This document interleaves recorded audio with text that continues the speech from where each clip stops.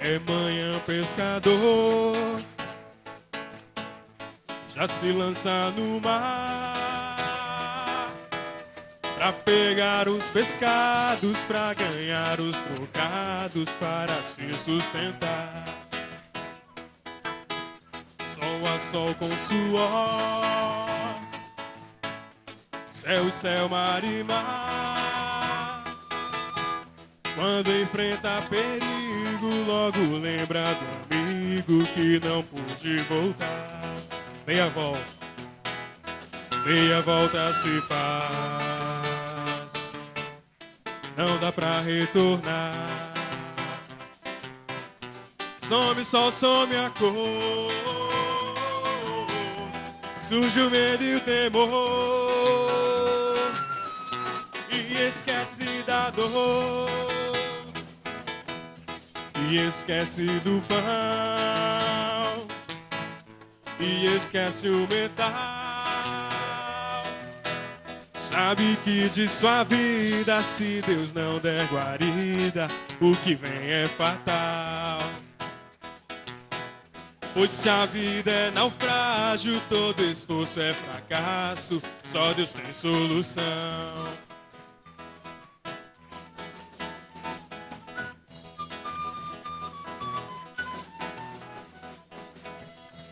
É manhã, pescador já se lança no mar pra pegar os pescados, pra ganhar os trocados, para se sustentar. Sol a sol com suor, céu e céu, mar e mar.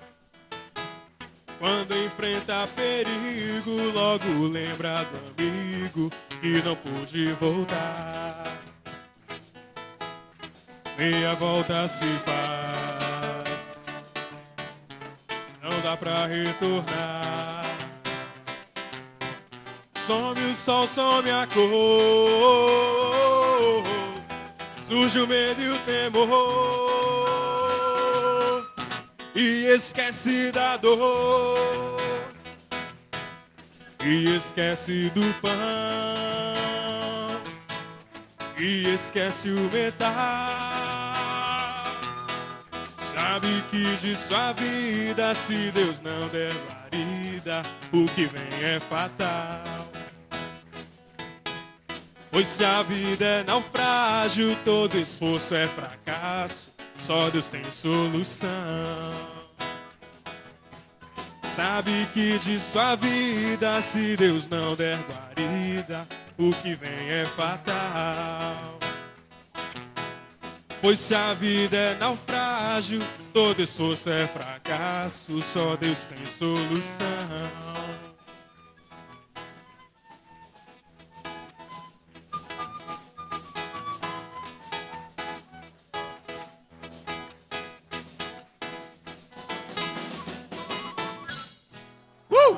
Glória a Deus.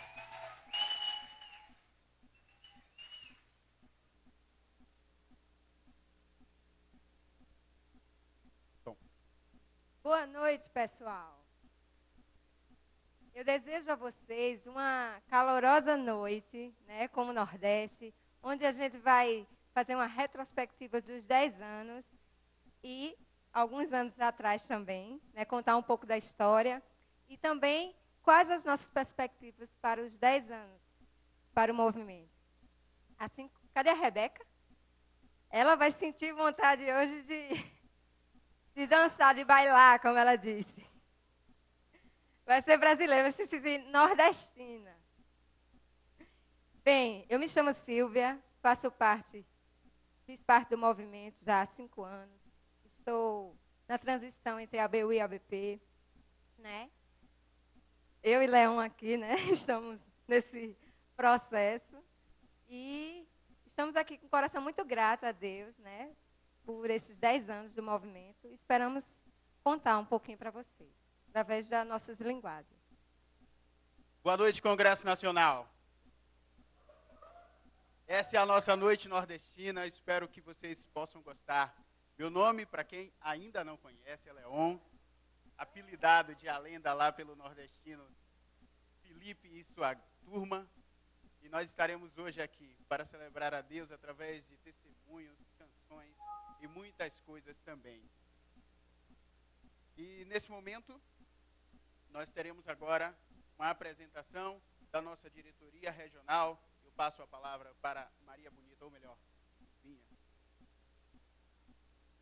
Bem, gente, eu gostaria de chamar aqui ao palco três pessoas especiais. Todas as pessoas do Nordeste são muito especiais para o movimento, mas essas três foi que estiveram à frente do movimento, trabalhando em silêncio, né, como Leon, que pode entrar, Leon, já, voltar aqui. Por isso que a gente chama a lenda, porque a gente sempre ouvia falar do trabalho de Leon e a gente nunca sabia quem era a pessoa, só sabia do seu trabalho, do que ele vinha desenvolvendo com a ABS, principalmente. Então, gostaria de convidar Leon para voltar ao palco. Eduardo, né, o nosso presidente, né, famoso Dudu Ébano. E, nossa, e eu gostaria de também chamar o Caio, né, que tem trabalhado aí com a Missão Integral, junto com o movimento.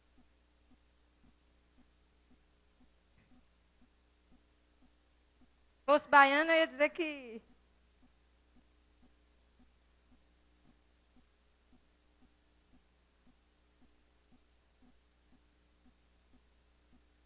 Gente, uma falha técnica aqui que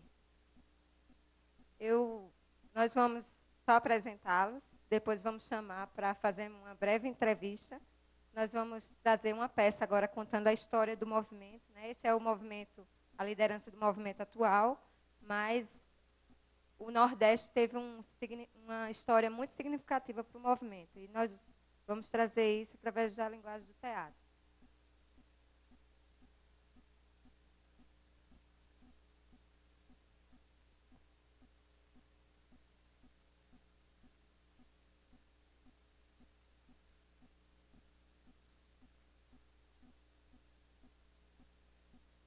Felipe, chamam a sua presença aqui.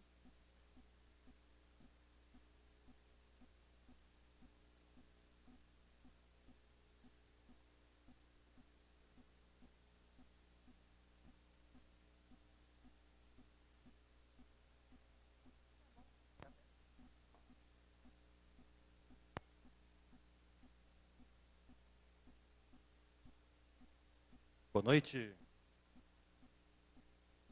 Gente, vamos agora ter um momento especial contando um pouco da história da ABU Nordeste. E é claro que é só um pedacinho dessa história, essa história documentada que a gente tem, mas a história da ABU Nordeste é muito maior, né?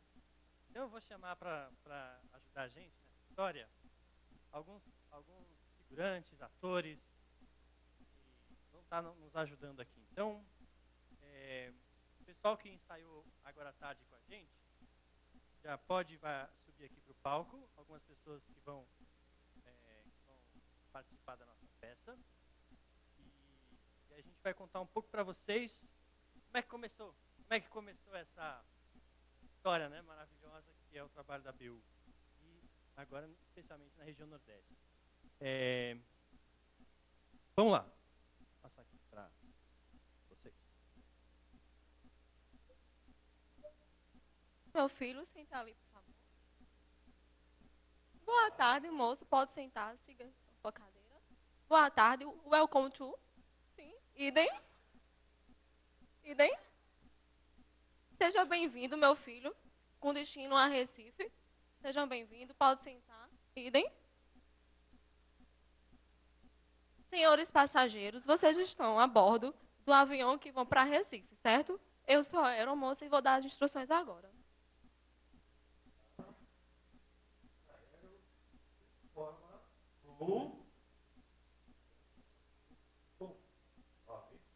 Sete, 8, com destino a Recife, escala em Salvador.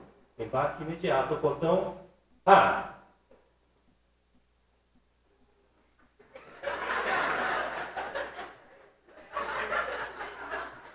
Já no avião, Dionísio, ora o Senhor pedido.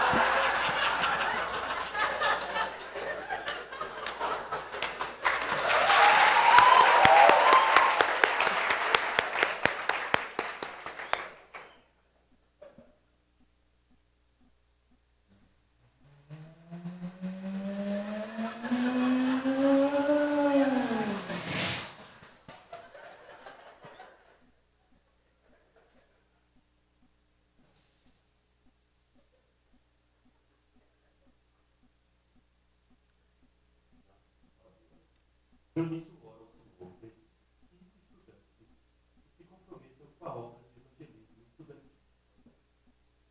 Senhor, eu te peço 5 estudantes.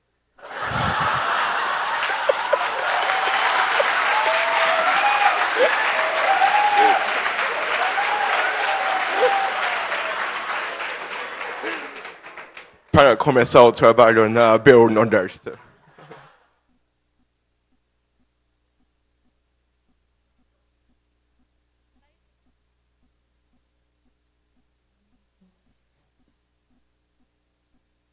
Senhores passageiros, ladies and gentlemen, welcome.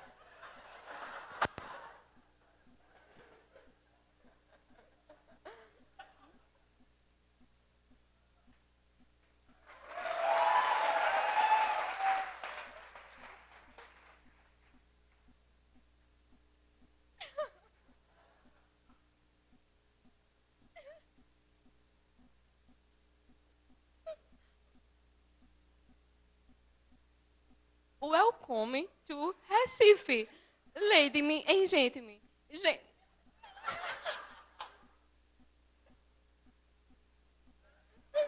Senhores passageiros, sejam bem-vindos a Recife. Pode sair do avião.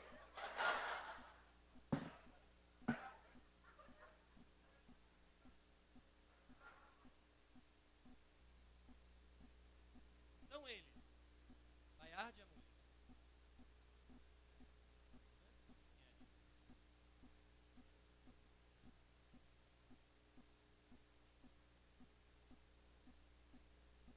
Márcio Gueiros, estudante de medicina.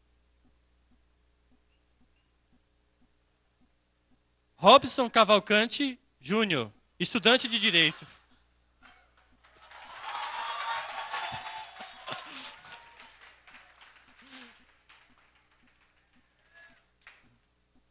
Rosália Bahia, estudante de ciências sociais.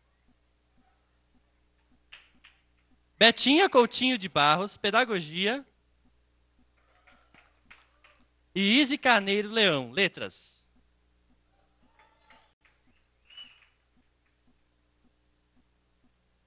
Dionísio passa a visão da ABU para ele. E logo após eles pegarem a visão do movimento, começa então o trabalho de evangelização nas universidades da nossa região.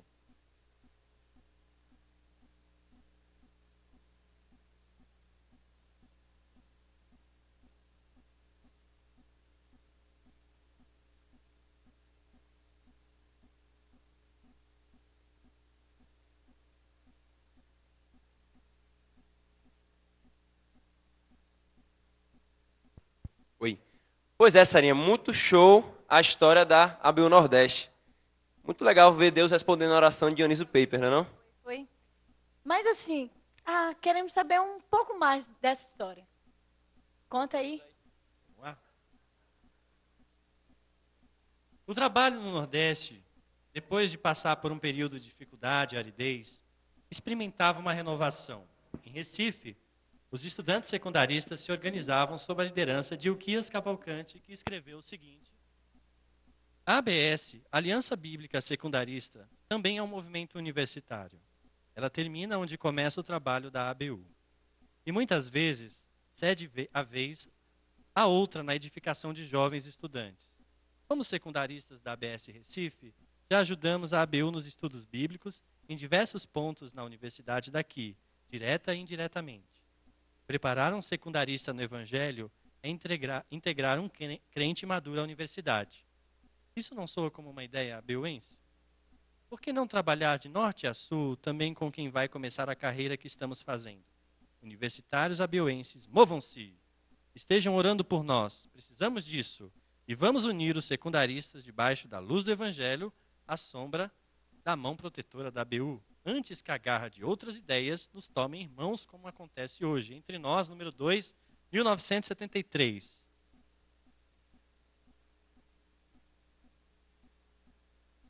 Para assessorar este grupo de secundaristas que explodia em Recife, o Conselho Regional do Nordeste, sob a liderança de Robson Cavalcante, apresentou o nome de Rosália Bahia como assessora auxiliar, logo aceita e admitida pelo Conselho Diretor da BUB. Robson sempre disponibilizou seus talentos de mestre para o serviço da comunidade universitária em Recife.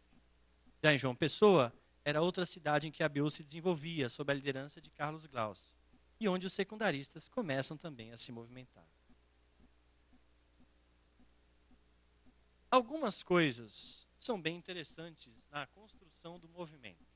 Uma delas é a conversão de um cearense, que até hoje é envolvido com a ABU.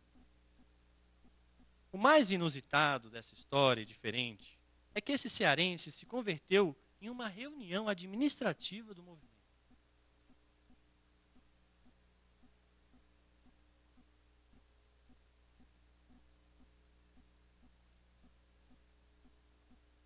Vamos ver como é que foi mais ou menos isso? Então, pessoal, vocês concordam com as ideias expostas aqui? Vou perguntar, vocês levantam as mãos, tá certo? Vocês concordam? Quem concorda, levanta a mão. Quem tem algum obsejão? Quem se abstém? Quem se abstém, levanta a mão. E quem não concorda, levanta a mão. Tá certo, pode baixar. Pode baixar.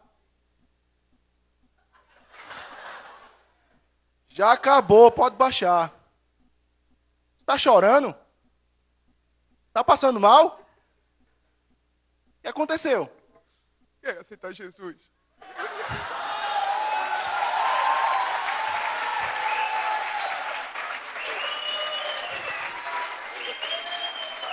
Mas aqui não é uma igreja. Eu quero aceitar Jesus. Mas aqui é uma reunião administrativa. Aceita logo, danado.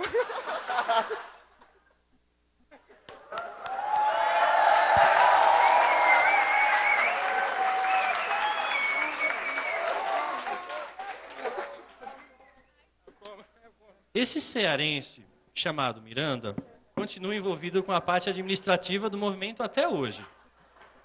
Parece que ele gostou mesmo dessa área.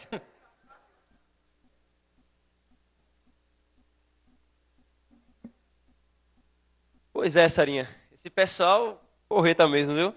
Teve que ter uma capacitação legal. Mas, ô menino, me explica. Como é que começou esses treinamentos no Nordeste? Vamos lá. Garanhuns, Pernambuco, no Seminário Presbiteriano, foi o local que sediou 56 estudantes que vieram de todo o Brasil. Havia gente de Porto Alegre até Belém. Apesar do calor intenso, os estudantes responderam bem à programação e a equipe local de Recife trabalhou muito bem para organizar esse PL. Seguindo a inovação do curso de férias de Rio Bonito em 1972. Aqui também, o grupo participante foi dividido em equipes de trabalho. Uma iria para a praia e a outra para a Universidade de Recife, onde estava se realizando cursos de verão. Os primeiros 10 dias de Garanhuns foram separados para dar a base teórica sobre liderança, filosofia do movimento, apologética, estudos bíblicos, tudo sobre o tema maturidade e obediência. Dionísio Peipe, Robson Cavalcante, Neuza Tioca e o estagiário Valdir Stornagon foram os preletores para o IPL. Todo o grupo poderia visitar a Universidade de Pernambuco, que nesse verão sediava diversos alunos do Brasil inteiro para o curso de verão. E assim poderia praticar a evangelização pessoal com esses estudantes. O trabalho do Nordeste, sob a liderança do Robson e com a ajuda de Betinha, Rosale e Carlos Glaucio, desenvolvia-se muito bem. Foram multiplicados acampamentos e organizadas reuniões de evangelização, abertas em Recife, João Pessoa e São Luís, com 200, 300, 400 estudantes e ainda vários núcleos nas universidades. Nessa época, foi organizada uma jornada teológica com o Dr. Carl Henry. Esse encontro teve uma repercussão excelente entre o povo evangélico, prestando um grande serviço de educação teológica às igrejas do Nordeste. Depois de uma viagem às cidades do Nordeste, Belém, São Luís, Fortaleza, Recife, João Pessoa e Maceió, em 20 dias, participando de alguns acampamentos, e a avaliação da Secretaria Executiva foi: em todo o Nordeste, a ABU tem uma ótima penetração nas igrejas e os estudantes têm respondido muito bem aos desafios e apelo dos assessores. Porém, existem páginas tristes em cada história. Nessas páginas temos que contar a história de heróis abeuenses que tombaram em plena luta. Foi em fevereiro de 1975, quando, num acidente de carro, morreram Elizabeth Coutinho Salles de Barro, a nossa Betinha, e Abel Miranda Lopes, ambos assessores da ABU. A morte dos dois aconteceu em meio a uma viagem de trabalho. Eles saíam do curso de assessores em Mogi das Cruzes, perto de São Paulo, para se dirigir ao curso de férias em Feira de Santana, onde Betinha seria responsável pelo mesmo. Em carta aos Hebreus lemos: homens dos quais o mundo não era digno. Betinha pertencia a esse tipo de gente. Parecia uma criança crescida com sua pureza. Realmente era uma flor e seu perfume ainda o sentimos. O Senhor a acolheu para embelezar o seu jardim. Algumas coisas legais que ela deixou foram algumas cartas, e a gente acho que vai ver se consegue passar 2 cartas, e lembra um pouco a história do trabalho da região Nordeste, e eu vou ler uma dessas cartas que tem a ver com a relação com os grupos da região, e o nome da carta é Purificados com Fogo.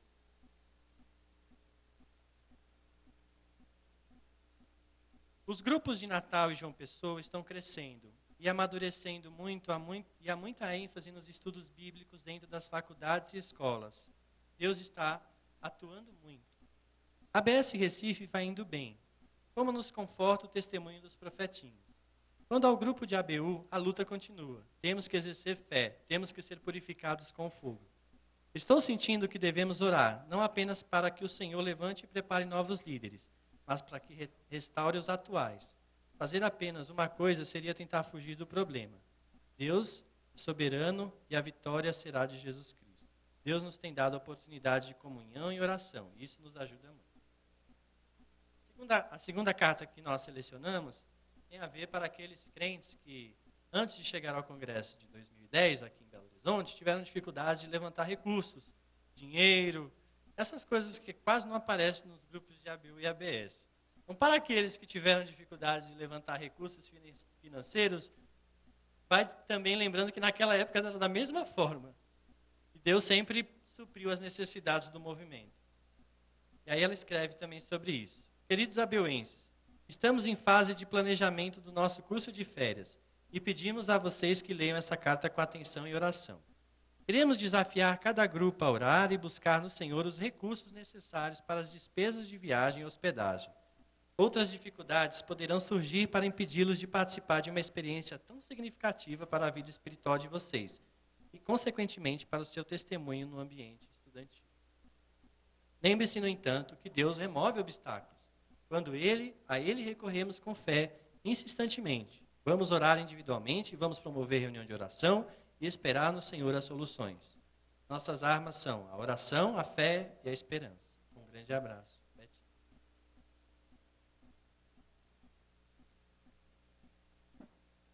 Christopher, muito legal essa história, né? Ah, boa, muito bom. Mas será que a ABU de hoje, a ABU Nordeste de hoje, é a mesma de antigamente? Será? Será? Não. A ABU não mudou. Nós temos sempre que aprender com a nossa história, que a oração faz muita diferença em nossas ações missionárias. A ABU continuou levando a mensagem do Evangelho no Nordeste brasileiro e os treinamentos e capacitações continuaram. Outros estudantes foram levantados e outros assessores e profissionais continuaram ajudando a região até hoje. Nós devemos ser muito gratos a Deus pela continuidade do movimento na região Nordeste em todo o Brasil. Somos gratos a Deus por todas as pessoas que fizeram parte dessa história, que são os 52 anos da ABU no Nordeste brasileiro. Porque aprendemos no movimento que as pessoas são mais importantes do que a obra que realizam. Deus seja louvado. Será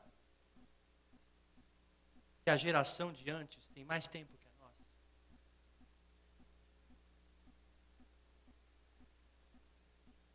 Será que as pessoas não têm tanto tempo para se concentrar e ouvir a palavra de Deus hoje? Como chamar a atenção dessa nova geração para a mensagem do Evangelho? Quais os desafios da nossa época que precisamos fazer para sermos fiéis ao Senhor? O que vem pela frente? Como será o nosso mundo daqui a 10 anos? E as universidades, como estarão daqui a 10 anos? Estamos nos preparando para essa missão? Temos gás para suportar novos desafios? Onde estão nossas falhas? Podemos ser tão envolvidos com a obra como foram os pioneiros?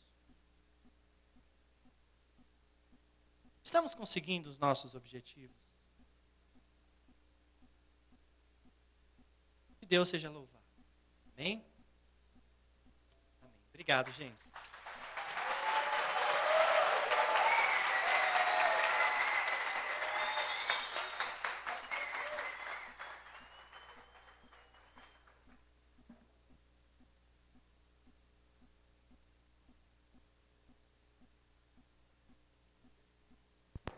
Quanta história, né? Quanta coisa traz para a gente reflexões sobre como estamos no movimento.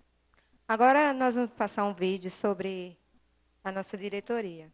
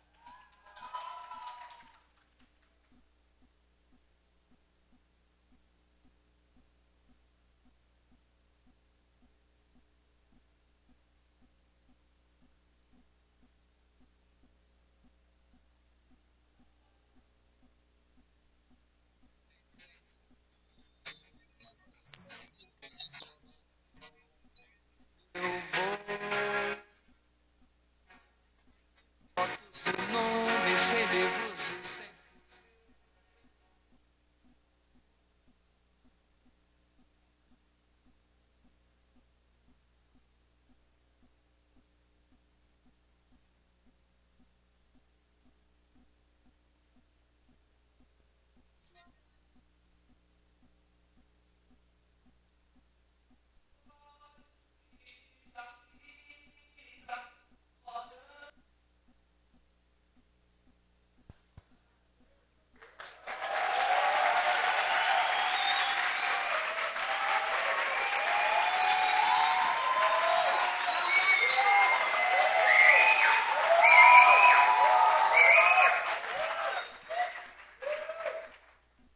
Essa é a nossa região. Bem, gente, agora eu vou chamar para um bate-papo bem legal aqui a diretoria. Algumas pessoas que estão à frente da diretoria. O Dudu, o Leon e o Caio. Caio?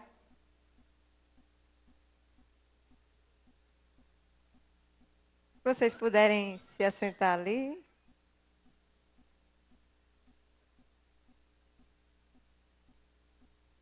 Bem, gente, nós vamos estar com a dinâmica de fazer algumas perguntas, né, para eles.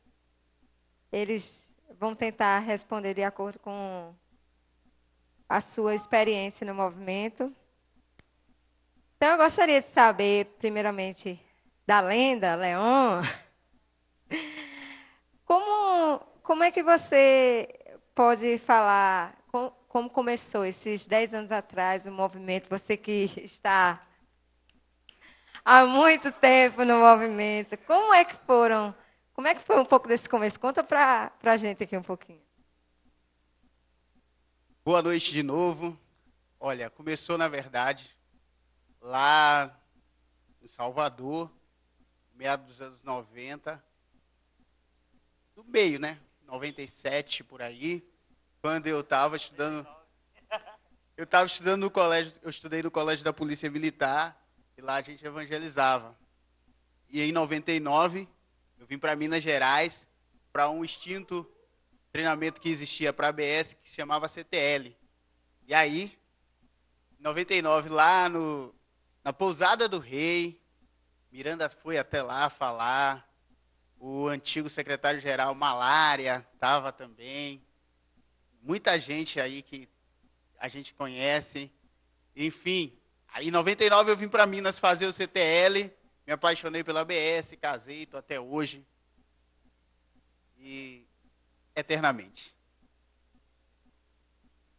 E o que foi que mais te marcou? Você falou várias coisas aí, mas o que mais te marcou assim nesse período até hoje?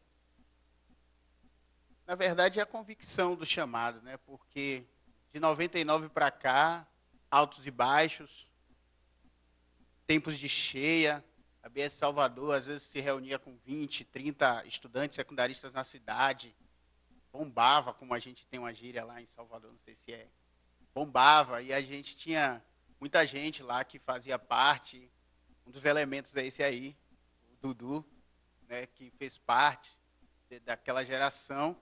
E o que me marcou foi a certeza de que eu tinha sido chamado para isso. E aí, peguei gosto. E eu queria saber um pouquinho do período de dificuldades entre 2003 e 2006. Que a gente sabe que houve, eu gostaria que você falasse um pouquinho aqui. Na verdade, essa foi uma dificuldade que ocorreu em vários grupos, não só lá de Salvador, como do Nordeste e em outros lugares do Brasil, né? Poucos grupos se reuniam, poucos assessores, já não havia mais, como não há um treinamento muito específico para o movimento secundarista, e a gente começou a ter algumas dificuldades de 2003 para 2006. Mas, graças a Deus, nós temos, naquele período, um período também de aprendizado. Deus nos ensinou muita coisa e a gente, a partir dali, continuou, e estamos aqui. Mesmo que baixe de novo, a gente vai continuar aí, né? Como foi a mobilização para ir ao CN 2000? Como foi essa mobilização? Conta um pouquinho. Foi uma parte engraçada. Em 2000 eu estava aqui, eu, Eduardo, daquela caravana, a gente conseguiu alugar um Sprinter. Viemos de lá para cá, com gente sentada no colo do outro, com um motorista só. Aquele dinheiro contado. E uma parte muito interessante é que tem um colega nosso que ele enjoava. Hoje o homem é oficial do exército e tal, mas eu vou contar isso para... Não contem para ele, senão ele me prende, né? A gente estava assim conversando e ele calado. E quando ele resolveu abrir a boca, ele vomitou. Aí, as meninas ficaram com nojo. Os rapazes não tinham muito desejo de ajudá-lo. Aí, adivinha para quem sobrou? Aí a gente foi lá, limpar o carro, quase que dar banho no rapaz. E demorou um tempão, mas aquele cheirinho só veio sair depois do CN do carro do cara, né? E foi complicado. Mas, assim, foi interessante, porque no último dia, o Congresso... O vômito não, né, gente? Pelo amor de Deus. E, assim, a mobilização foi essa e isso fez parte, foi muito engraçado, foi muito legal mesmo. Agora eu queria que você falasse sobre as amizades, rapidinho, para a gente encerrar você sobre as amizades. Gente, a gente falar de amizade, eu não vou citar nomes porque eu posso errar aqui, esquecer, mas tem muita gente que a gente conhece daqui de Minas, de lá da região, e amigos que continuam conosco. Até hoje, o caso de Eduardo, estudávamos em escolas distintas, mas caminhávamos juntos com a ABS, e assim, ele conhece muito da nossa trajetória. Graças a Deus está firme hoje como presidente do Conselho Regional, e outros que a gente vai fazendo ao longo, muitos que não estão mais entre nós, mas eu acredito que as amizades, elas me ensinaram muito. Caio, que está aqui do meu lado, que a gente não se via desde o CN, desde o Congresso de Missão, né, 2006, que a gente se conheceu lá na região. Assim, foi muito legal. Eu lembro que uma vez Dona Ruth, que está ali, estava lá no nosso CF. Caio também estava, lembra dele? E assim, a gente fez amizade com todo tipo de pessoa da região e de fora da região. Ele está falando aqui todo tipo de gente maluca, como ele. Enfim, mas para resumir, né, para concluir, falar de amizade para mim é resumir que eles fazem parte da minha vida e que Deus colocou eles na minha vida para que a gente crescesse. Eu espero que eu também tenha feito alguma coisa por eles, contribuído em alguma coisa. Acabou, né? Valeu, Linda. Valeu, Leon. Né? Palmas para... E para você, Dudu? Como começou essa sua história aí no movimento? Como é que as dificuldades encontradas, como foram superadas? Conta pra gente bem rapidinho. Olá, pessoal, boa noite. Eu fico com medo, né? História no movimento, até parece que eu tenho, né? Assim... Tem mesmo.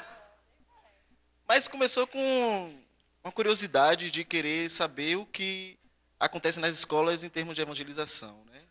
Na minha adolescência e tudo mais. E aí eu fui para o meu primeiro grupo base, no ano de 2000, e aí conheci essa figura, né? Me falaram, olha, você vai lá na Igreja Presbiteriana da Bahia e procure um cara chamado Leon. Ele que organiza a parada e tal. Aí eu chego lá, vem cá, quem é Leone? Aí não é Leone, é Leon. Ah, tá, beleza. Aí ele não tinha chegado, chegou atrasado. E a gente foi se conhecendo, né?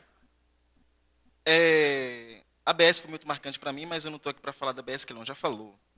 Mas assim, roubando um pouco a questão da amizade, né? Foi assim, até hoje, graças a Deus, não só na região, mas em todo o Brasil, nos eventos que a gente tem participado, eu tenho percebido que o ministério, ele é feito de amizade. Não é recurso, não é recurso tecnológico, mas relações pessoais que faz com que o trabalho aconteça. E, na verdade, eu comecei, né, em 2005, me envolvendo com a ABU e tudo mais. nunca tinha participado ainda de um conselho regional, mas assim, eu, como muito curioso que era, na época que a gente estava passando aquela crise, né, de 2 anos, estava sem ABS e mesmo assim a pré-reunião do grupo base. Foi uma época que a ABU tinha explodido bastante. Tinha cerca de 20 núcleos na cidade, aquele negócio todo. E eu participava em tudo. E aí eu já tinha na cabeça, olha, é isso que eu quero. Vou entrar na universidade, ter minha profissão para servir a Deus. Isso aí. Obrigado, Dudu. Palmas para essa figura aqui. Né? Que Deus abençoe. Eu gostaria que Caio, encurtou o nosso tempo, Caio, falasse sobre a sua experiência, né? A gente sabe um pouquinho dela. Eu gostaria que você compartilhasse, né? E como está a sua, como você vê o movimento, como você tem trabalhado pelas regiões, como é que você tem essa perspectiva dos grupos para esses próximos 10 anos? Primeiro, conta um pouquinho da tua experiência. Assim, eu entrei na BU em, século passado. E para mim acho que foi essencial. Eu vim de um grupo no interior do estado do Ceará, que a princípio, 10 anos antes, em 1980, o Ademir Siqueira e o Ricardo Gondi foram visitar e entregaram para um pastor da Assembleia de Deus um livro do Bispo Robson, chamado Cristo na Universidade Brasileira. 10 anos depois, esse pastor entregou para um estudante, e foi a partir desse estudante, que no caso era meu irmão, que a gente começou a caminhar com a BU. E uma das coisas bacanas dessa caminhada com a BU, acho que, em primeiro lugar, foi um espaço onde a gente pôde compatibilizar de forma muito intensa essa radicalidade na missão cristã. Assim. Nós assumimos, de fato, que nós servimos a Jesus, e isso implica em amar o estudante, em amar a juventude brasileira, em amar a igreja, porque a gente, quando é jovem e está no ambiente universitário, a gente é muito tentado a não amar a igreja. E a ABU, ela tem sido esse canal de resgate para o jovem não dar as costas para a igreja, mas para servir a igreja, mas também servir ao mundo, fazer a diferença no mundo. O Patrick, a gente estava conversando no início do ano sobre o congresso, e ele me falou assim, Caio, o que foi que significou a ABU para você? Eu disse para ele que a ABU me deu as armas para fazer a revolução do reino. Eu acho que a ABU foi esse espaço de discipulado, mas foi esse espaço de construção, assim, que às vezes, em alguns momentos, a gente retrocede, mas que em outros assim, a gente fica muito feliz de andar por várias cidades do Brasil e de encontrar pastores, encontrar líderes, encontrar pessoas que estão militando em movimentos sociais. A gente esteve no Fórum Social de 2009 e a gente conseguiu lotar uma sala de 80 pessoas que não sabiam que ia ter evento da ABU e do FALE. Né? 90% das pessoas tinham militado na ABU. Tinham 3 gerações de obreiros da ABU nesse encontro. Né? Inclusive, a gente já teve um problema com a sala, porque mudaram a sala no último dia. Mas acho que a ABU é esse movimento assim, que nos desafia a encarar a fé com responsabilidade. Né? E quando a gente olha para a ideia do Congresso Uma Só Vida, esse grande desafio de, num mundo individualista, num mundo onde as pessoas só pensam em si, onde o mundo universitário nos seduz todos os dias a viver uma vida em função do mercado, Deus nos chama, como cristãos, a nadar contra essa maré e dizer que nós somos chamados para servir, amar, fazer a diferença na sociedade brasileira e no mundo hoje. Deus abençoe vocês. Eu quero dizer que vocês também influenciaram muito a minha vida e a minha manutenção no movimento. Né, gente? Então, isso é história viva. Então, agora nós vamos passar um vídeo rapidinho como um... Desculpe, gente. Ao vivo é assim mesmo. Então... Eles mudam e não me avisam, mas tudo bem. Vamos nos despedir. Muito obrigada, né, pela... Amém.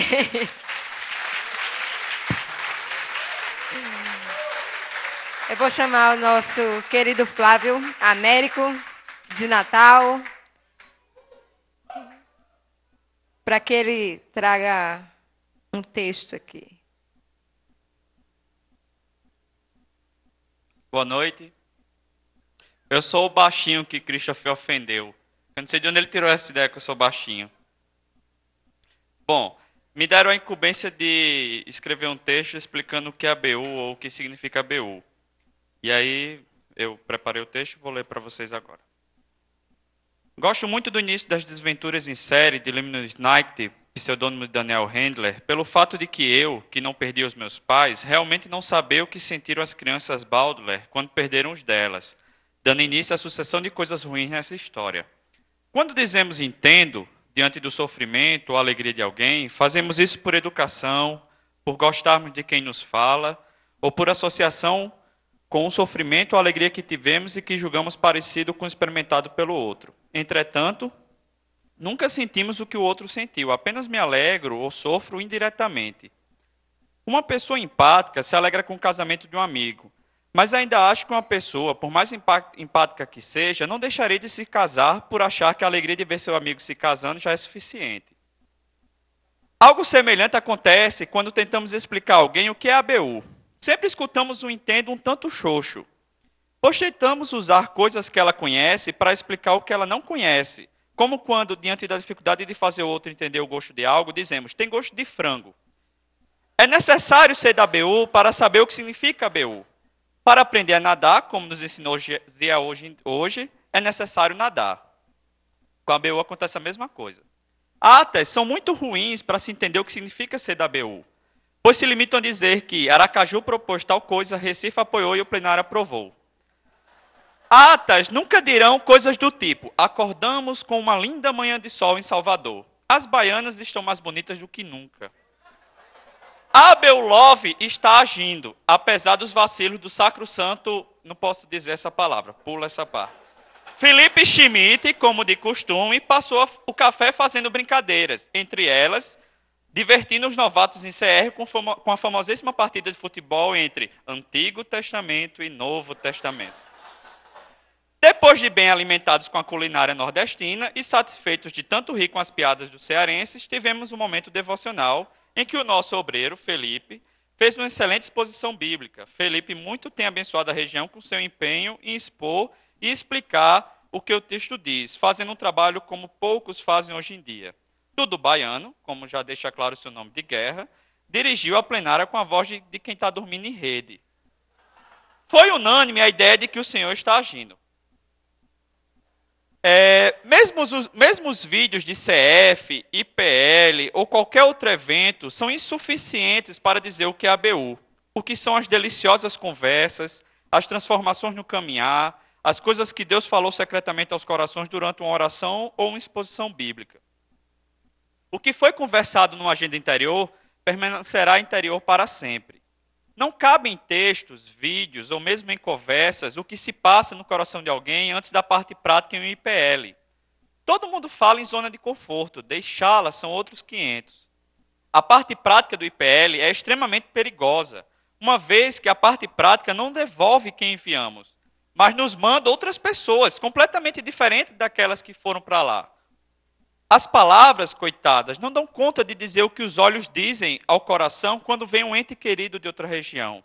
A Abel Love, ministério muito forte no Nordeste, eu sou fruto disso, inclusive, não entra em vídeos, atas e relatórios, mas entra nas orações, nos sorrisos e principalmente nos corações. Como descrever o cheiro de uma menina conhecida na ABU? Como descrever o que é dar um cheiro para quem não é da ABU Nordeste? A serenata é um mistério, mais do que um ministério. Elas sempre sabem que vão ganhar, eles sempre fingem que não vão dar, mas no final é sempre uma surpresa.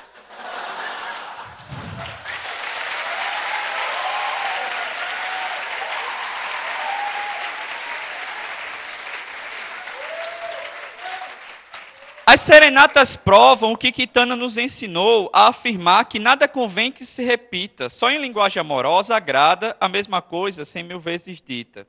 Não tente entender, coloque sua cabeça na janela e olhe para aquele menino do Rio Grande do Norte, ou coloque força na garganta e cante para a menina da Paraíba. No momento silencioso, Deus fala coisas que jamais se repetirão, mas que marcarão para sempre. Parafraseando Rubem Alves, eu diria que bom psicanalista é o silêncio reflexivo, sem nada cobrar, pelos sonhos de amor que nos faz sonhar. E a ceia na ABU?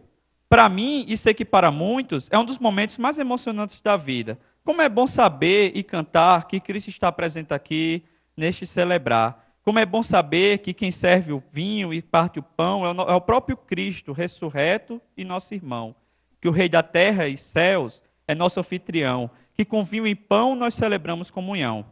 Aí se unem a saudade e a esperança, pois ao mesmo tempo em que celebramos em memória a morte daquele que está presente, Vivinho da Silva, na celebração da sua própria morte, já choramos pelos amigos presentes que irão embora para suas respectivas cidades. Só quem viveu essas coisas pode dizer um verdadeiro entendo. Qualquer outro apenas está usando coisas que conhece para falar de coisas sobre as quais não faz nem ideia. No entanto, precisamos chamar as pessoas lá de fora para cá. Acho que quando formos convidar alguém para a ABU, devemos nos imaginar como avós contando história para netinhos, pois esses são os relatos que mais se aproximarão do que a ABU. Ou seja, as histórias de quando estivermos pós-graduados em saudade e com livre docência em esperança, tornando presentes os ausentes, fazendo o tempo se ajoelhar ante a eternidade.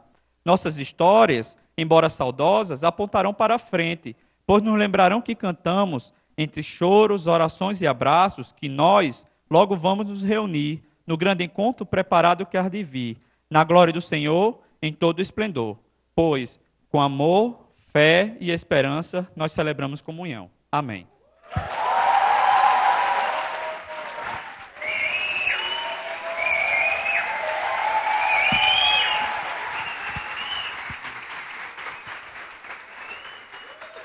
Aleluia. Amém. Queridos, um menino de 12 anos, 13 anos, começou a ler uns livros da ABU e da Ultimato que fizeram muita diferença na caminhada dele. Foi a partir dessas leituras que, de um certo pensador anglicano, fizeram com que hoje, por acaso, também estivesse aqui apresentando. Esse escritor anglicano influenciou não apenas a esse garoto que hoje está aqui, depois de quase 20 anos de ABU, e influenciou toda a geração na ABU Nordeste. E eu sou muito grato em apresentar o bispo Robson Cavalcante, ele que vai dar a palavra hoje para nós. E a gente, vem cá, bispo. Amém? E a gente queria orar por ele. Ó Pai, na tua presença nós agradecemos pela vida do teu servo, pelo compromisso que ele tem tido com essa missão e pela disposição de servir, especialmente com o dom de pensar e de trazer a nós a clareza da tua verdade, do teu reino. E nós agradecemos pela vida do bispo Robson e te pedimos que mais uma vez o Senhor use, Senhor, como vaso nas tuas mãos. Nós te pedimos que o Senhor também abra os nossos corações para que nós acolhamos a tua palavra, Senhor, para que a tua verdade se faça vida em nossas vidas, Senhor, para que a teu senhorio em nossas vidas se faça valer a pena, Senhor, e que nós marquemos a nossa geração. Te pedimos no nome precioso de Jesus.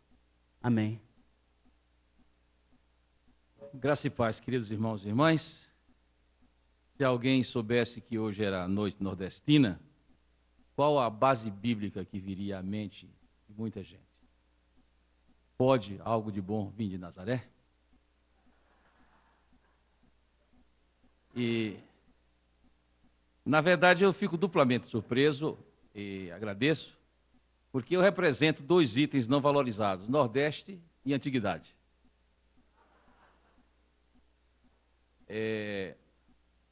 Em todos os povos nós encontramos preconceitos e discriminação, normalmente contra os grupos chamados atrasados.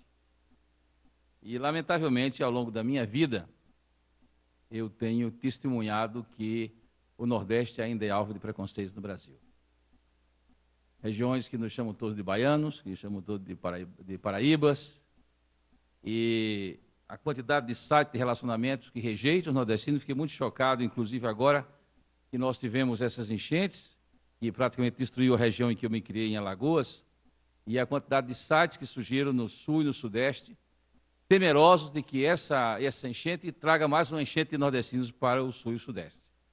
Nós temos que reconhecer, e eu creio que nós podíamos começar esse momento com um momento de confissão, de que as regiões desenvolvidas do Brasil ainda têm um preconceito muito forte contra a região Nordeste. Me lembro quando eu estudava no Rio, E eu fazia mestrado em ciência política. Na época não havia doutorado no Brasil, o mestrado era o fim da carreira, você fazia inclusive uma tese e não uma dissertação. E as pessoas ficavam surpresas quando eu me apresentar em alguma universidade, no Sudeste, no Sul, dizer que eu era do Nordeste. E então, uma vez eu fiquei um pouco, como é que diz lá no Nordeste, aperreado, e eu disse, vocês pensam que nós somos, na época, entre o Maranhão e a Bahia, havia 30 milhões de nordestinos, hoje o pessoal continuou multiplicando, tem muito mais, apesar da migração.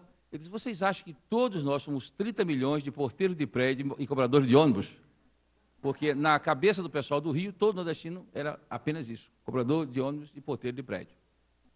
E então, apesar de nós sermos a região mais antiga do Brasil, pela ausência de migrações, somos uma região culturalmente mais homogênea, temos tido um apogeu político, cultural, até o século XIX, com o ciclo do açúcar, e o declínio do ciclo do açúcar e a ascensão do ciclo do café, que fez a economia se deslocar em relação ao Sudeste, e a decisão de Vargas de industrializar o Sudeste mudou a história do Brasil.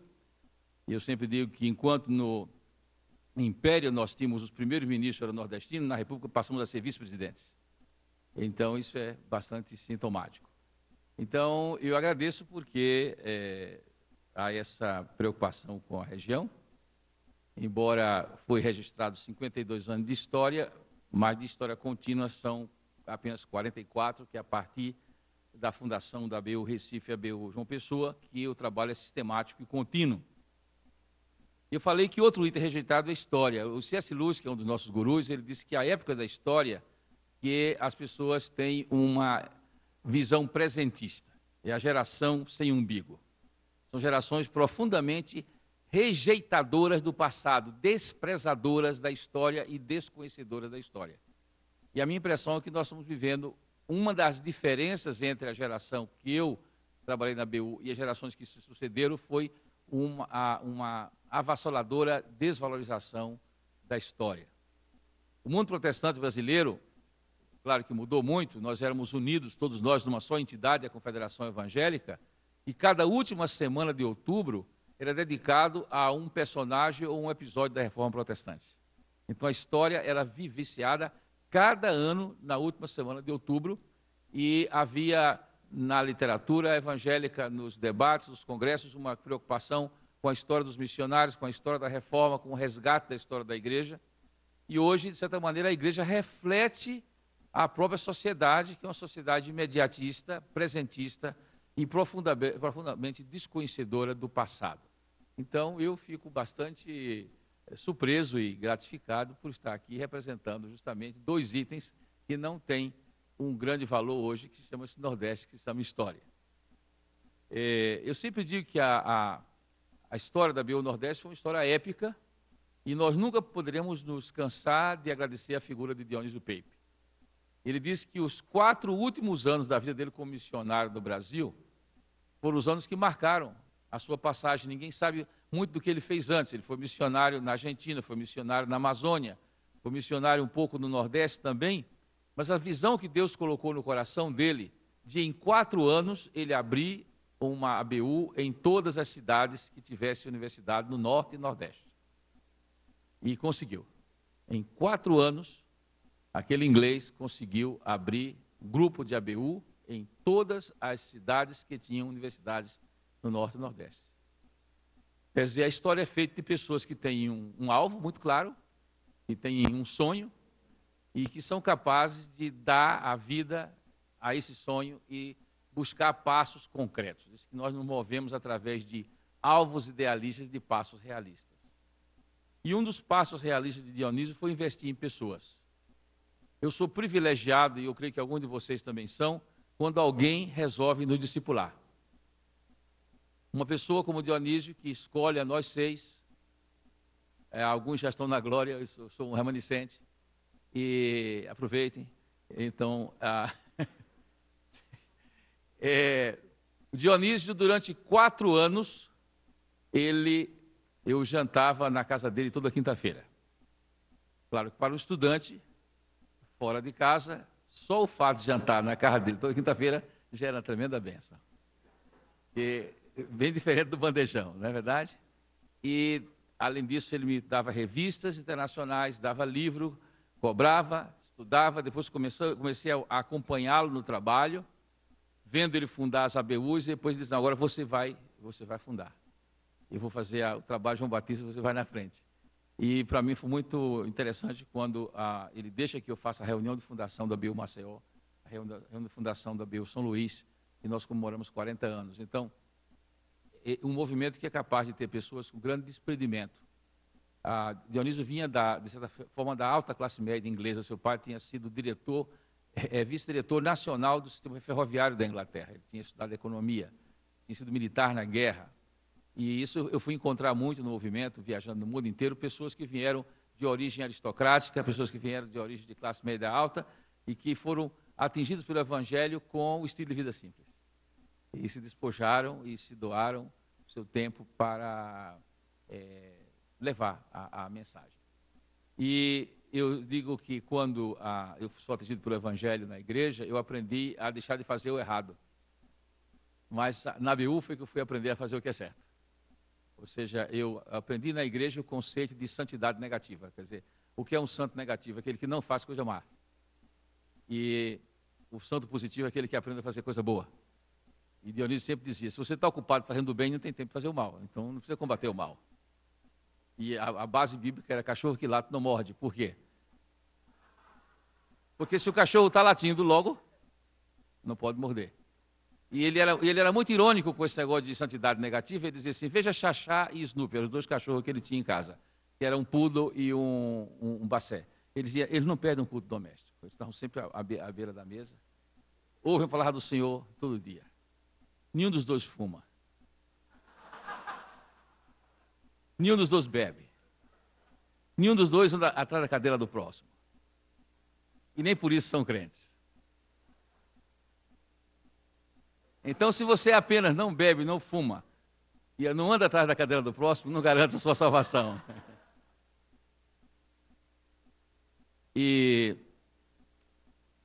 eu gostaria de chamar a atenção de duas coisas. Primeiro, que as épocas, elas foram muito diferentes, mas as pessoas não são diferentes. As épocas, as conjunturas, a cultura, os costumes, as vestes, as gírias, elas são profundamente diferentes. E claro que exige flexibilização e criatividade em termos de método de evangelismo e de discipulado.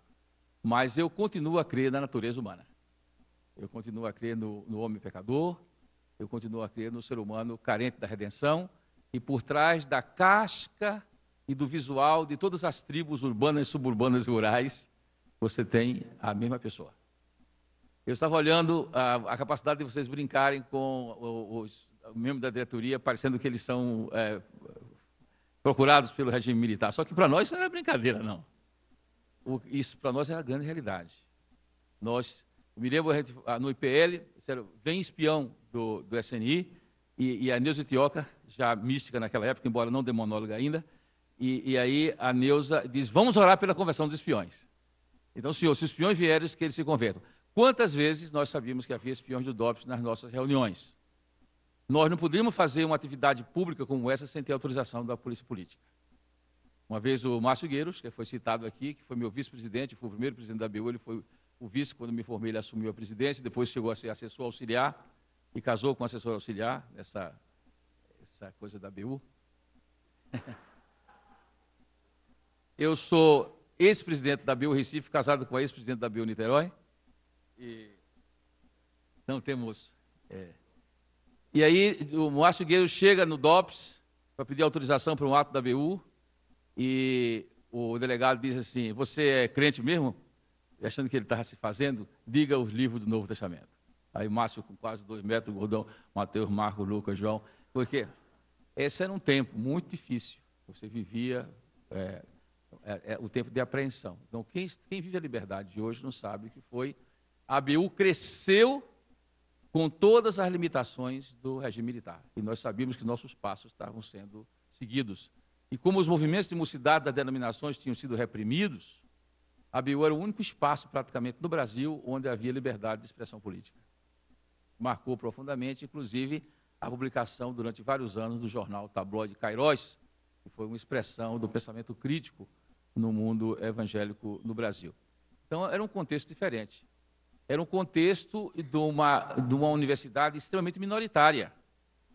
Nós tínhamos apenas 1% de universitários no Brasil, da população brasileira.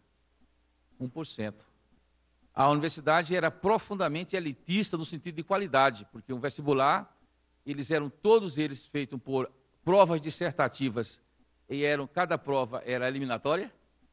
E quando você passava em todas as provas escritas dissertativas, eu nunca fiz um teste na minha vida, todas as provas tem que escrever, tem que dizer por quê, o tal clássico justifique, aí você começava a fazer as provas orais, ia caindo outra vez. Então, a universidade era uma tropa de choque. Você chegava lá, falava 2, 3 línguas, tinha uma capacidade, porque ela era uma peneira, que era ruim no sentido social, embora houvesse pobres, porque os colégios públicos entravam mediante seleção, e a escola pública era escola de qualidade.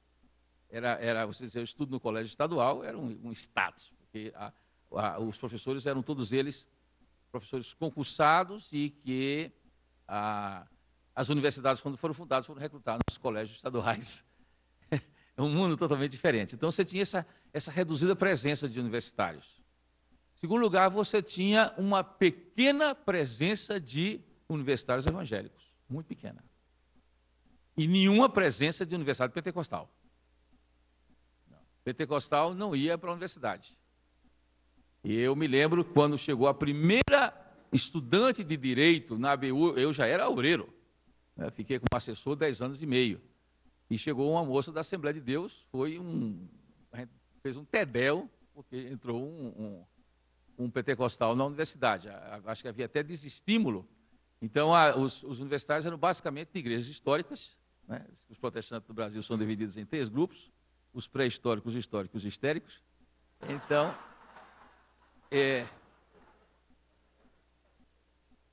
e ainda era uma época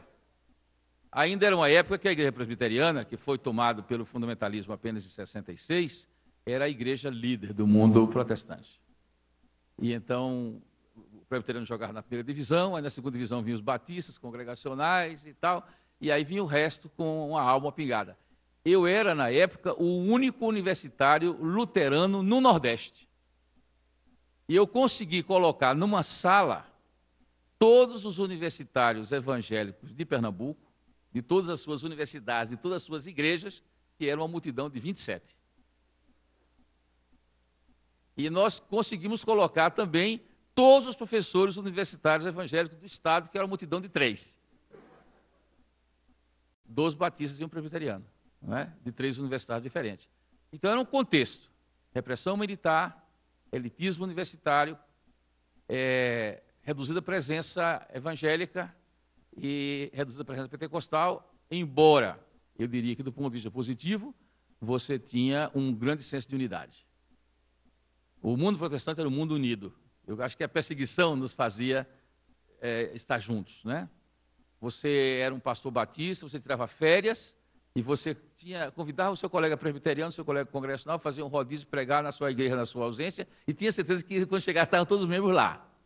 Hoje ninguém se atreve, que chega lá, está só o porteiro, e ainda vai para a Assembleia de Deus no dia seguinte. Então, era uma fase de muita unidade da igreja. E até unidade teológica, porque você facilitava o trabalho da ABU, que não havia, entre os abeuenses, nem fundamentalistas, nem liberais, eram todos evangelicais, isso facilitava. Embora que nós sempre tivemos um problema, que eu acho que continua até hoje, e é um problema sem fundamento, que era a lenda de que a ABU tirava o jovem da igreja. E eu sempre dizia aos pastores, me dê a lista dos jovens que saíram das igrejas, que eu lhe dou dos que entraram. Me dê a lista dos que saíram, a ABU nunca tirou ninguém da igreja, agora botou muita gente para dentro da igreja. Na primeira fase da ABU, o nosso objetivo era modesto. Era o objetivo de amparar intelectualmente os crentes poucos que ficavam muito em crise diante dos seus professores positivistas e dos seus colegas marxistas. Então, evitar que eles se desviassem, né? Evitar que eles ficassem fragilizados, enfraquecessem na fé, através da leitura do C.S. Lewis, do Stott, do Packer, etc., era um papel de revitalização. E muita gente que eram crentes esfriados, crentes fajuta, né? Eles foram requentados pelo Ministério da ABU. E no segundo momento nós começamos a criar coragem e passamos à evangelização. Foi interessante que o primeiro convertido da ABU Recife era um espírita kardecista. E ele era oficial do Exército. E a gente pensava que ele estava se fazendo de convertido para poder nos espionar. É um problema complicado. Então, levou tempo convencer que o camarada era convertido de verdade. Ele hoje é presbítero da igreja presbiteriana. E aí nós só tínhamos ele. E como os pastores criticavam, que diziam que a ABU não convertia, claro que a ABU não tem uma tradição de massa. A ABU tem uma tradição muito mais de quadros. Há outros movimentos com jovens que trabalham muito mais com trabalho de massa. A ABU no mundo inteiro, desde a década de 70 do século XIX, com a fundação da ABU de Cambridge, que ela tem sido uma espécie de jesuítas dos protestantes, né? No sentido de que é o movimento que tem investido em qualidade. Daí a quantidade de pastores e missionários, daí a quantidade de professores universitários, cientistas, daí a quantidade de líderes do espaço público, no campo político, no campo da ação social, por exemplo. E então, não quer dizer que nós também não convertêssemos. Então, nós tínhamos, esse rapaz converteu-se, e ele era o único convertido, e aí ele ia para todo canto com a gente apresentar trabalho na mocidade das igrejas. Agora vai dar testemunho um dos nossos convertidos, só tinha ele, né? Então, mas ele... Então, ele entrou para a história como o primeiro convertido da ABU. E eu, vendo o negócio do testemunho de Miranda, que se converteu na reunião administrativa, eu disse que Deus é capaz de converter através do diário oficial, né? Porque qualquer via, Deus é capaz de converter. Mas foi interessante que, naqueles 4 anos, Deus prepara os corações. A história se faz com Kairos, porque Deus levantou um homem de visão, Dionísio Peipe. Deus levantou em cada capital do Norte e Nordeste, tanto evangélicos recachutados como neoconvertidos, que estavam preparados como Cornélio para ouvir a mensagem. E havia, em terceiro lugar, uma necessidade dos crentes e uma necessidade dos pastores mais lúcidos de que este era o momento de Deus para que nós tivéssemos um movimento universitário. Sem isso, nós não teríamos fundado todas as capitais do Norte e Nordeste em 4 anos. E, para mim, assim, voltei a estar presente no ano passado no culto dos 40 anos da Fundação São Luís, estive no culto de fundação da ABU Maceió dos 40 anos, ver que esse movimento, ele deu frutos. Eu não vou em nenhuma cidade do Brasil que eu não encontre professores nas universidades. O famoso Congresso de Lausanne, que vai ser feito o 3º agora na Cidade do Cabo, em outubro, quando nós chegamos no Congresso, o secretário-geral da IFES, que reúne as ABUs, que era o João Ian, ele disse, eu gostaria de ter numa sala todos os palestrantes que vão dirigir o Congresso de Lausanne, que foram da ABU, que são da ABU. Nós juntamos 240. Ou seja, se tirasse as ABUs, o Congresso fechava. Embora houvesse ali 4.000 pessoas, praticamente quase todos os oradores e diretores de workshop eram pessoas da ABU. A ABU tinha fomentado isso que foi muito bonito para a nossa geração, que foi o testemunho pela qualidade. Quer dizer, ser um bom aluno, não é? Um santo CDF, não é? Ou seja, você testemunha pelo seu amor ao livro, que é outro artigo também que está cada vez mais em falta. Então, nós deixamos naquela época, e eu queria caminhar para o fim desse pequeno testemunho, a época da modernidade para a época da pós-modernidade. E há diferenças muito grandes. Na época da modernidade era a época de certezas. E certezas profundamente racionais. E uma época de muitas utopias. A universidade era um celeiro de brigas de utopias. De brigas de sonho. De uma história aberta, de sonhos generosos de criar um mundo novo. E havia verdades. Daí, quando você afirmava a verdade cristã da revelação, você tinha capacidade de estar tendo como interlocutor um marxista ou um positivista que também tinha sua verdade. Obviamente que esse tempo mudou, você tem um tempo de pouca disciplina intelectual e você tem um tempo em que as verdades desapareceram. A pós-modernidade é marcada pelo subjetivismo, pelo relativismo, pela verdade de cada um, pela rejeição da religião na esfera pública, ou seja, há desafios novos. Mas se o nosso movimento, que inclusive hoje sofre na Inglaterra, perseguições, surge na Inglaterra, sua sede na Inglaterra, e hoje sofre perseguições, a Associação dos Advogados evangélicos, teve que entrar várias vezes na justiça nos últimos anos para manter as ABUs das universidades, porque o secularismo do governo inglês não permite. Os diretórios centrais fazem representação junto aos conselhos universitários, que já chegaram a suspender a ABU em 5 universidades inglesas. Michael Green, colega clérigo anglicano, estava dizendo que um dia isso falar no ABU na Inglaterra, e estava numa salinha lá no último prédio, morfado, onde ninguém ia. Porque é um momento de secularização. E então eles estão proibindo esse movimento, que teve uma marca na história daquele país, de se reunir. E uma das universidades diz: a ABU não pode se reunir porque ela fere a ideologia multicultural vigente do país. Porque ela está fazendo 2 coisas que não pode fazer no espaço público. Ela está dizendo que só Jesus Cristo salva. Quem diz que só Jesus Cristo salva está afirmando uma verdade excludente. Então é um discurso politicamente incorreto e é um hate speech, é um discurso de ódio. Só pode funcionar na universidade grupos religiosos que dizem que há vários caminhos. Segundo lugar, a ABU tem a temeridade de dizer que a heterossexualidade é o padrão de Deus, quando você hoje está já na fase nem mais do homossexualismo, mas do poliamorismo, né? Essa realmente a... Eu me lembro do encontro de sexualidade que nós tivemos no Rio, a professora da UERJ disse que esse debate sobre homossexualidade é tremendamente cafona, ultrapassado, porque trabalha com categorias estanques. Você é hétero, você é gay, não, você é poli. Um dia você acorda hétero, outro dia acorda gay, um dia acorda hétero ativo, outro hétero passivo, outro hétero hambúrguer, e assim você... Eu amo um hambúrguer, cheeseburger, então... hoje realmente o poliamorismo está sendo a ideologia que, como rapidamente chega aqui, não é? Vai chegar por aqui. Então esse debate é um debate ultrapassado. Então são tempos diferentes. Agora, como é que a ABU sobrevive? Eu acho que a ABU sobrevive se ela continua fiel aos mesmos princípios. Se ela continua pregando a mesma mensagem. Você pode mudar a linguagem, pode mudar o método, pode mudar a ênfase. Deve tentar conhecer a cabeça dos estudantes da nossa época. E o fato de que eu fiquei na universidade como professor 32 anos, isso me deu uma grande oportunidade de tentar sempre me atualizar, porque eu estava sempre em sala de aula conversando com cada geração. Mas se você tem a consciência de que as gerações, as culturas, os momentos históricos mudam, mas que 2 coisas não mudam. Uma, o Evangelho, e outra, a natureza humana.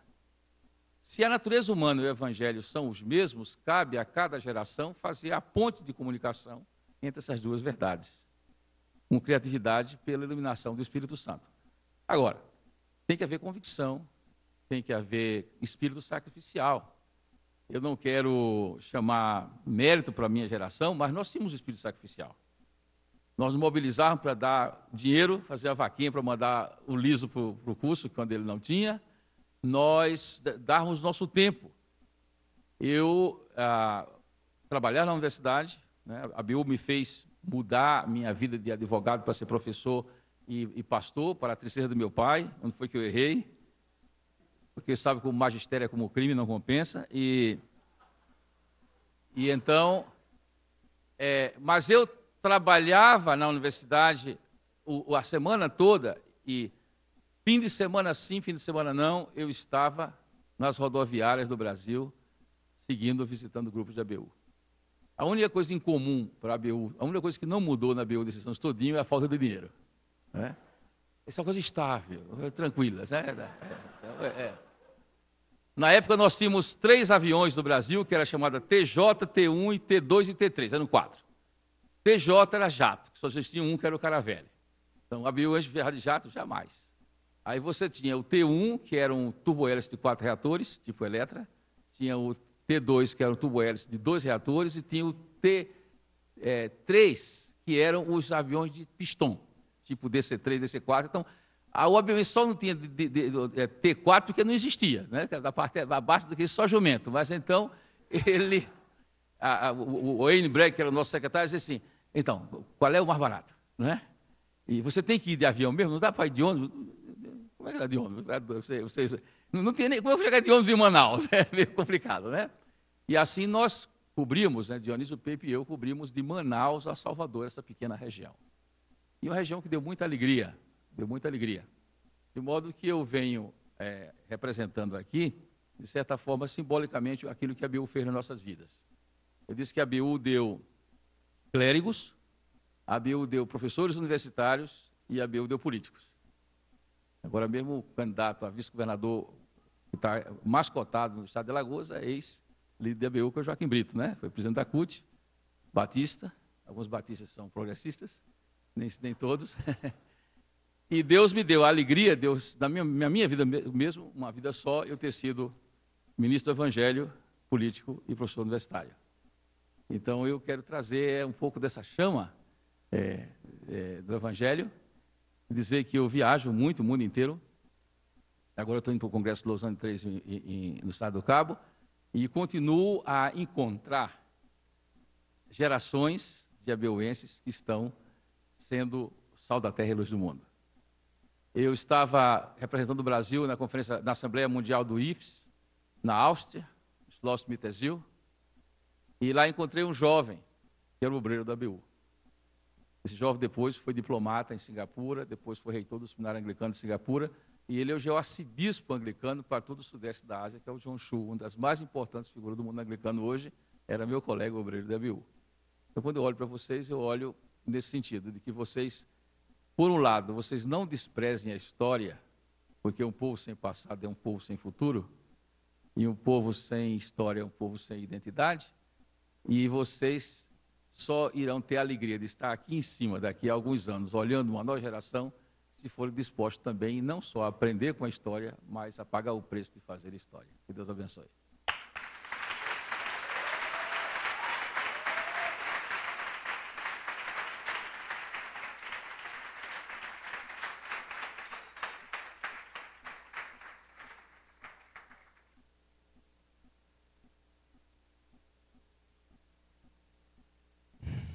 Que bom, né, irmãos?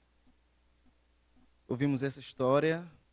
Eu achei que a gente ia trazer alguma contribuição assim interessante, falando dessas décadas, né? Quer dizer, a década que eu participei, que Leão participou. E aí a gente se sente um pouco menor vendo o trabalho de Deus na região Nordeste durante 30, 40 anos. Realmente Deus tem trabalhado, feito uma história muito bonita.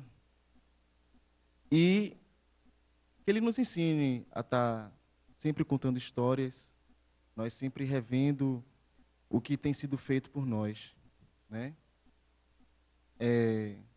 Diante dessa palavra, eu queria, junto com os irmãos, conduzir uma palavra de oração, pedindo a Deus que Ele nos ilumine, nos faça olharmos para boas referências, as grandes testemunhas que passaram por esse amor de Cristo, né? Estão aí para nos mostrar que, de fato, uma vida que é entregue ao reino de Deus é uma vida que faz muito sentido e que pode transformar outras vidas, inclusive a sociedade, né? Obrigado, Bispo Robson, também. Vamos orar, irmãos? Pai, estamos diante de alguns fatos, diante de algumas palavras, Deus, que faz a gente repensar sobre a forma como encaramos o Teu reino, Deus. Como damos prioridades às nossas vidas. Deus, que este exemplo, como tantos outros exemplos, Dionísio Pepe, pessoas que estão aqui também trabalhando, Deus, que também são grandes exemplos, nos façam ver que problemas que nós encontramos no mundo ou na igreja realmente existem, mas só que o Teu reino é maior do que tudo isso. Nos ensina a cada dia, Deus, com discernimento, com temor, também com muita paixão e amor, aceitarmos o Teu chamado, Deus, para o Teu reino. Chamado de arrependimento, um chamado de conversão. Essa é a nossa oração, Pai. Amém. Falando de Nordeste também, né? Quando a gente pensa na nossa cultura, também a gente tem que olhar para a nossa cultura como chamados por Deus. Até porque a própria cultura, tanta cultura manifesta no corpo, através da poesia, através dos cordéis, através dessa linda chita que está aqui, né? Um tucano, as flores e tudo mais. Isso mostra a beleza da humanidade que Deus criou, o que a gente pode estar desfrutando sob a iluminação do Evangelho. Então, a gente fez umas coisas bem interessantes aqui para mostrar para vocês, certo? Espero que os irmãos gostem, certo? O forró.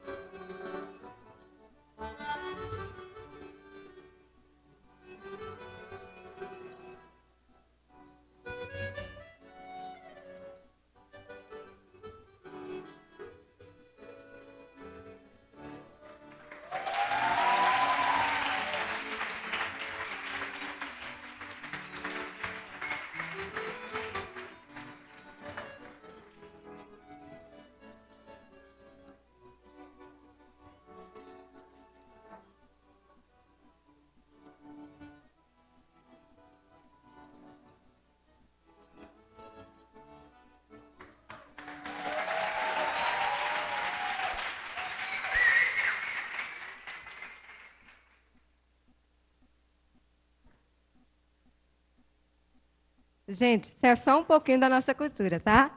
Então, vou pedir aos meninos aí que preparem, que nós vamos trazer uma cultura que era capoeira, né?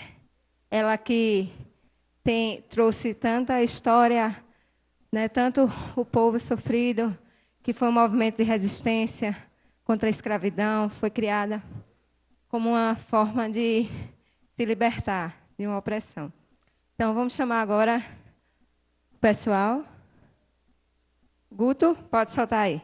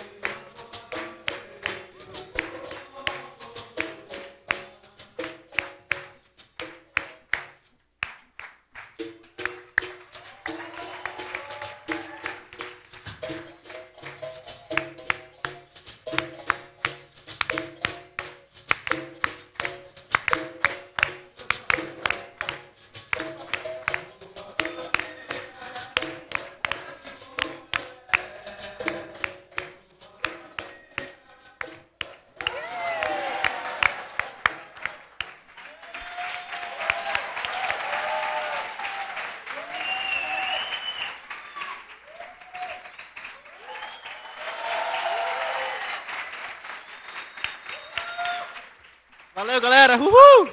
Uh!